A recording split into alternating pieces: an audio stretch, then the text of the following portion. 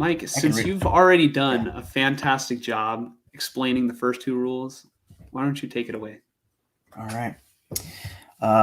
It's pretty simple. If a game is scheduled for Thursday in a given week, and the NFL wants to move better game, a better Sunday game into that Thursday slot, the league will just switch the two games. I mean, that's really it. No, But go on. No, I'm well, just playing. I'm just playing. I'm just playing. No, you. sorry, no, I'll explain it because I'm reading it. I'm like, this is so useless. A Sunday game. This is what it says. A Sunday game moves to Thursday, and a Thursday game moves to Sunday. Thank you. Okay. I'll go ahead and say this is awful. This is awful for the players. This is awful for the fans. Well, this is awful for the fans who are going to the game. This might be good for the fans who are watching at home. You know, you won't get a shitty game on TV in prime time versus a game that you're probably not even going to be able to get to watch on Sunday. Right. But for people who are planning to travel to a road game, you probably schedule your flight months in advance. I would say a good portion of people do, if not most, because flights can get expensive the closer that you get to them. And then now, I mean, did the rules say how soon that they have to swap? Is it the week of? Is it how far ahead of time? I'm pretty sure I heard that they have to give 28 days notice, so 4 weeks. Still, yeah. Honestly, a bunch of hotel and travel agencies are just going to make hella money off of it because people are going to be forced to buy that insurance that in case anything changes, they can cancel their flight. I think you can already cancel hotel reservations, but still, I mean, it's just awful. It's like you book a trip and you don't even know if it's set in stone because the league wants to just I don't know, give Amazon a better game. I think you set the schedule. Flexing Sunday night games is a little different. I'm still kind of against it. I'm against it because if you're trying to plan out your Sunday, and let's just say there's a night game that you were planning on going to, and it gets switched to an afternoon game, and you were gonna go to a party or go to church in the morning, can't really get to it. Right. How far in advance do they have to let you know if a Sunday night game gets flexed? Do you know? I think I don't know if they have a specific amount of time because I remember a year or two ago they flexed. Maybe I'm thinking of like the Christmas week or like the final week of the season. They usually do that like a week or two. I think just a week in advance. My guess would be for Sundays it's only a week or two in advance. Mm-hmm.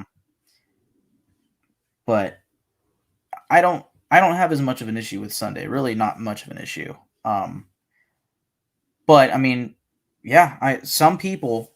Let's say you go to a game in Vegas, right? Yeah. You can have a fun weekend. Let's say you take Friday off. You fly out early Friday, but you're not taking Monday off. You were expecting the game to be at 1 p.m. Western time, and you go to Vegas. You enjoy your Friday, Saturday. By now you already know that the game has been changed from 1 to 5 p.m. Now it's ending at like 8:30, maybe 9, whatever.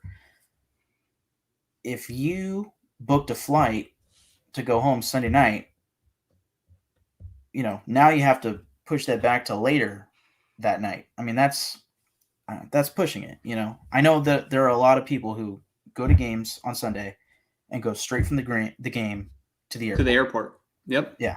So that's another one. You started with the people that this rule change isn't good for. I'll tell you who it's good for.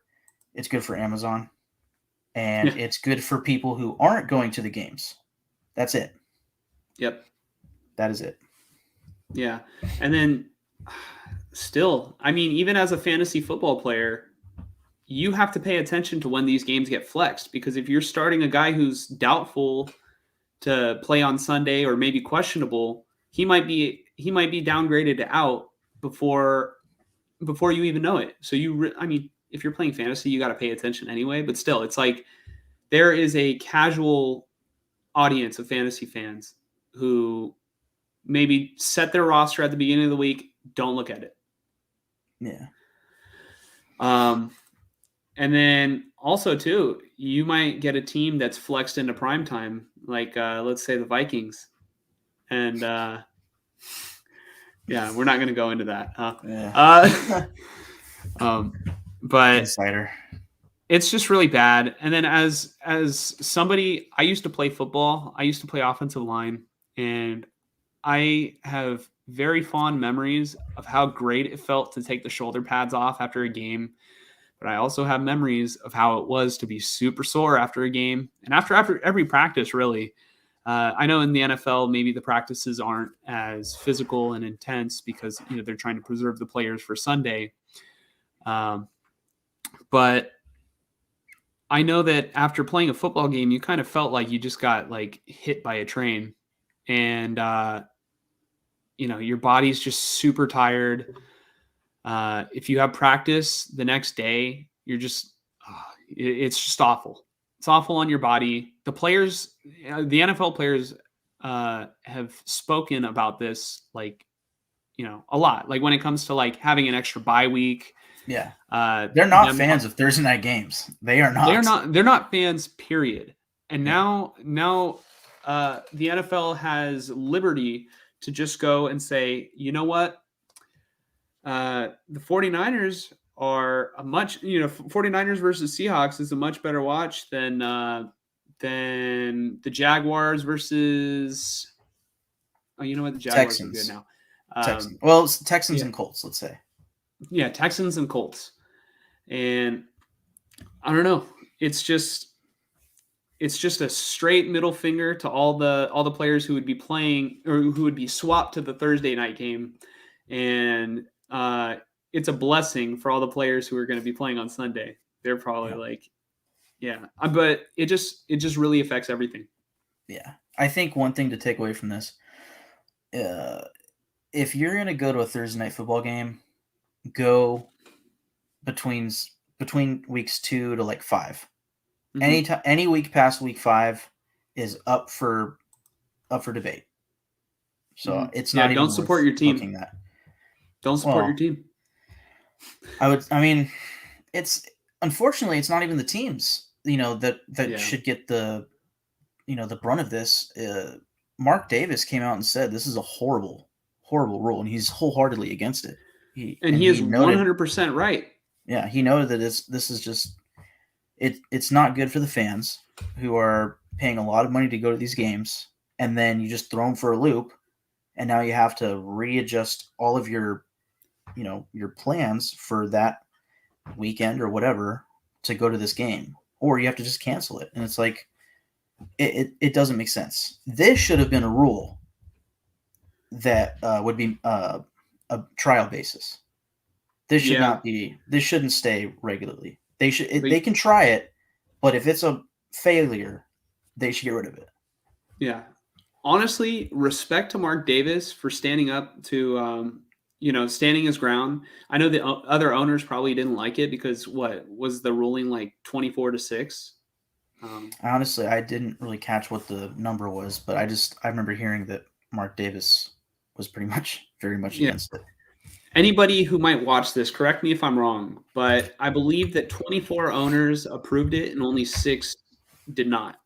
And I know Mark Davis was one of them, or I believe he was. I know he was publicly against it. Maybe he secretly voted for it. I don't know.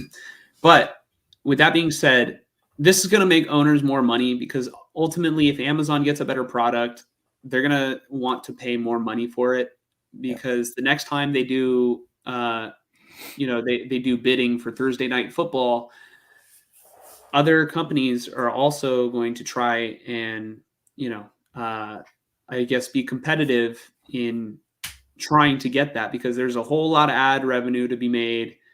And, it's just a way to skyrocket your brand in 2023. or whenever 100%. year the next bargaining is. Yeah. So, you said everything that you want to say about the Thursday night flexing? Yeah, that's about it. I would not plan on going to a Thursday night football game. There's no chance. And then that's the other thing.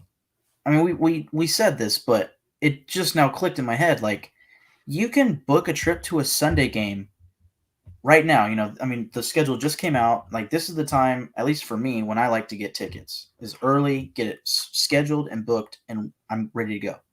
And then, 2 months from now, or probably more, maybe 4 months from now, I'm going to a game in November or whatever. Might be horrible math, but anyways. Now you can plan on going to a Sunday evening game, a 1 p.m. Western, 4 p.m. Eastern, whatever game, or even a 10 a.m. Western, 1 p.m. Eastern Sunday game. And all of a sudden, a month beforehand, they tell you, oh, this game switched to Thursday. I mean, it's literally just vice versa, but even booking a Sunday trip is risky now. Any weeks after week 5, it's a complete risk. It's ridiculous.